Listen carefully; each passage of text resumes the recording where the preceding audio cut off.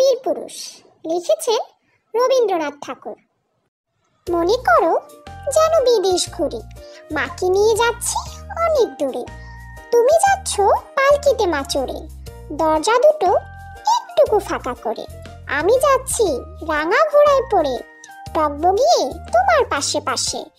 রাস্তা থেকে ঘোড়ার খুঁড়ে খুঁড়ে রাঙা ধুলোই মেঘ উড়িয়ে আসে। সন্ধে হলো, সূর্য নামে পটে, এলেম যেন জড়দিঘির মাঠে। ধু ধু করে যে দিক পানে চাই, কোনোখানে জনমানব নাই। তুমি যেন আপন মনে তাই। ভয় পেয়েছো, ভাবছো এলেম কোথা?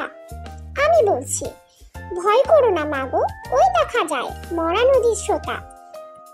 আমরা কোথায় যাচ্ছি কে তা জানে, অন্ধকারে দেখা যায় না ভালো। তুমি যেন বললে আমায় ডেকে, দিঘির পাড়ে ওই যে কিসের আলো। এমন সময় হারে রে রে রে, ওই যে কারা আসছে ডাকছে রে। তুমি ভয়ে পালকিতে এক কোণে, ঠাকুর দেবতা স্মরণ করছো মনে। বেয়ারাগুলো পাশের কাটা বনে, পালকি ছেড়ে কাঁপছে থরো থরো। আমি যেন তোমায় বলছি ডেকে, আমি আছি, ভয় কেন মা করো। তুমি বললে যাসটি খোকা ওরে, আমি বলি দেখো না চুপ করে। ছুটিয়ে ঘোড়া গেলেন তাদের মাঝে, ঢাল তলোয়ার ঝনঝনিয়ে বাজে। কি ভয়ানক লড়াই হলো মাঝে, শুনে তোমার গায়ে দেবে কাটা। কত লোক যে পালিয়ে গেল ভয়ে, কত লোকের মাথায় পড়লো কাটা।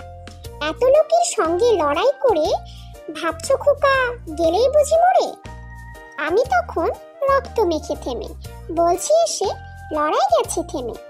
তুমি শুনে পালকি থেকে নেমে চুমু খেয়ে নিচ্ছ আমায় করে, বলছো ভাগ্য খোকা সঙ্গে ছিলি, কি দুর্দশাই না হতো তা না হলে।